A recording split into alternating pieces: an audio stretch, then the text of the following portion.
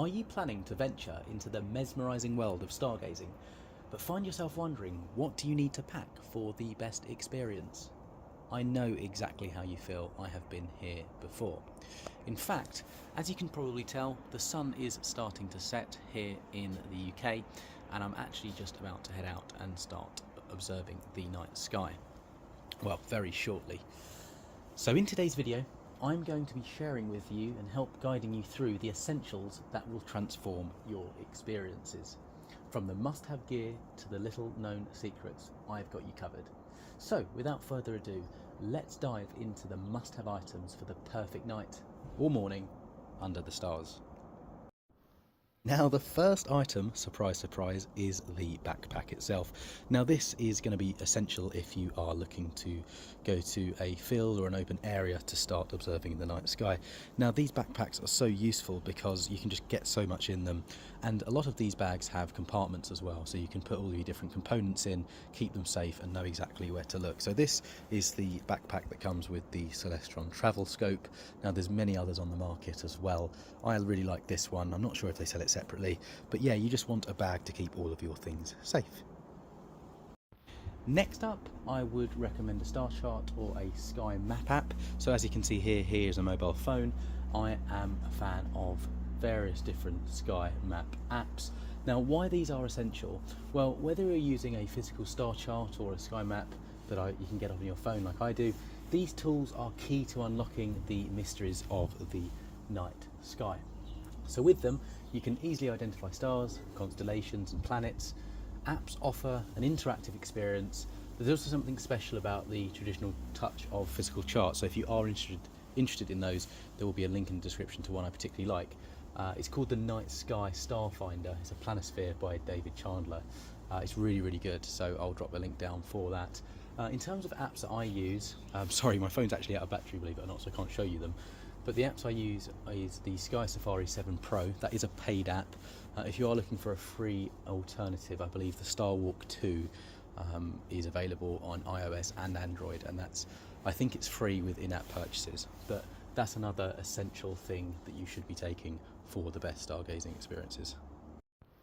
Next, I would strongly recommend that you take a blanket. So this is the one that I take. It's a little bit folded, and it does get a little bit dirty, so don't take your favourite one out. But these are just so good for comfort and convenience. So trust me, a blanket can make a world of difference on a cold night with a lot of wind. So when you're lying back and stargazing upwards, comfort is key. Sometimes just lying on the ground is really uncomfortable, and not only that, it's just you can keep you warm as well. So I would strongly recommend a blanket. You'll be surprised at how valuable this will end up being. My next suggestion is an insulated thermos. So this is great for obviously staying hydrated and warm. You can have a pick-me-up as well, whether that's soup, a coffee or a tea. If you're going stargazing in the morning, it's great to have a coffee to kind of wake you up and get your dopamine firing and ready for your observations. So yeah, a thermos will keep your liquids warm or cold, depending on what you're taking, of course. But it's great depending on the weather. Keep yourself hydrated, and it's also comforting as well.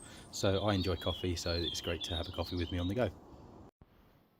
Notebook and pen, or several pens, is my next suggestion. Now these are so good for kind of capturing your thoughts and experiences and just documenting things. So you know what you're able to see at what time, what season. Just it gives you a log, and it's really good to look back on. And not only that, you know, it helps remember what you've seen, and also you can use that for future years as well, so you can kind of get a quick understanding of what to expect when that season comes around again. So yeah, I find a notebook and pen better than just using a phone for notes. It's better organised. I just keep this purely for stargazing, and it's great for tracking over time, so would strongly recommend you do that. And this all starts with a nice pair of gloves. Now you might think these look a little bit different. These are actually really useful. So these have got certain grips on them which enable me to use my phone and my other equipment without having to take them off, which you may find with other kind of gloves. So I'll leave a link in the description for these particular pair. They're absolutely brilliant. They also keep your hands really warm. I think they're kind of thermal as well, so they're absolutely brilliant. Apart from that, warm clothing and layers, so you want get yourself a nice coat that's really comfortable, and that's also just going to keep you protected from the elements. If it's waterproof, even better, just in case it rains. And also May you want to consider things like a hat. So I'm wearing a hat at the moment, just taking that off. Beanie hat keeps my head really warm as well, so really great. Also got a thermal underlayer on at the moment as well. I'm not going to show you that, don't worry, but yeah, that's really good because it is getting really cold, and particularly in the winter seasons you're just going to want to wrap up. Scarf as well is also great. So yeah, just make sure that you go out prepared and that you can keep yourself warm. Now every stargazer is going to need snacks, so make sure that you pack a few to keep yourself full, and you know, just don't ruin the experience because you're just too hungry or thinking about food. So I like these, I'm in the UK, you might not have them in the States, but I'd also recommend kind of choosing a healthier type of snack. You don't want to have something that's going to crash your sugar levels or make you hungrier down the line. And also you need to be really careful, you don't want to have any chips or crisps, anything that's kind of salty, or anything that you can get on your fingers and can ruin your optics and your equipment. So yeah, be really mindful of the snacks you take, make sure your hands are clean, and just be really careful. But these have been invaluable. It makes my stargazing sessions last much longer, and it sounds a bit of a weird thing to recommend, but trust me, make sure you take some along. Next, you should take some lens cleaning equipment. So this is my current stack. There's three things here: a microfiber cloth, which you've got to be very careful of, but that's going to be great for getting debris and smudges off of your lenses and optics. We've got the Celestron lens pen, that's also brilliant. It's a little kind of brush that retracts. I keep it in the container just to look after it, but it's really good again for cleaning your optics. And also a lens wipe as well. You can use these on glasses too, but that's really good on your equipment. Now I do have a video on this channel which walks you through how to use these for binoculars or a telescope, so you may want to check those out. Again, I'll drop links to those videos in the description as well, just in case you wanted to watch them on how to clean lenses, eyepieces, etc. properly. But yeah, take these with you just in case, you know, you put a finger over one of your optics and it starts, you know, it smudges your equipment and just starts impacting your views. At last, a bit of astronomy equipment. I would recommend a pair of binoculars. Now these are the Skymaster 12x60s, and the reason why I really like these is because of their weight and size. They're very practical and versatile. They're not too heavy, and as you can see, I can pack these away in a bag really easily. So yeah, I really like this particular model, but there's so many different models out there.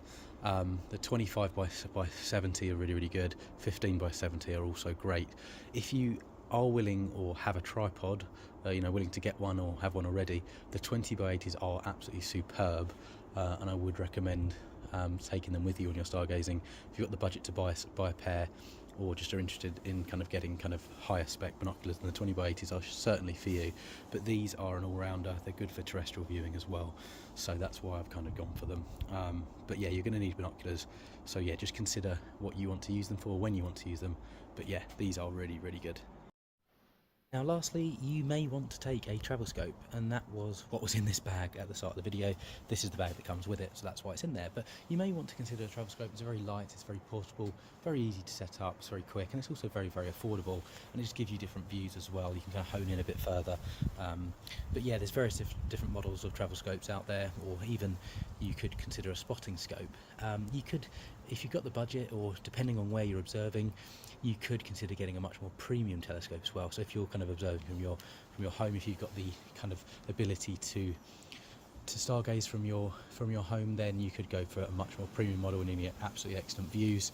But yeah, binoculars are generally better for stargazing, for spanning the night sky and giving you that wider field of view. But you know, every now and again you might want to just kind of zoom in, and that's where a telescope can be great. But as you can see here, I don't have the best views in my yard, so I like to go out to different fields and stuff like that. So that's why I need something portable, and that's why I've gone for the travel scope. So armed with these items, you're all set for a brilliant stargazing adventure. These are just my favourite that I've picked up over time and experience, but I'm sure there's several others. If you've got other recommendations, drop them down in the comment section below, and if you have any questions, feedback as well, drop it down below and I'll get back to you. Do consider subscribing to the channel if you haven't already. And I'm about to go and observe the night sky. I'm hoping for some good views. It looks nice and clear. I can't see any clouds, there's no rain forecast, so we should have an excellent evening.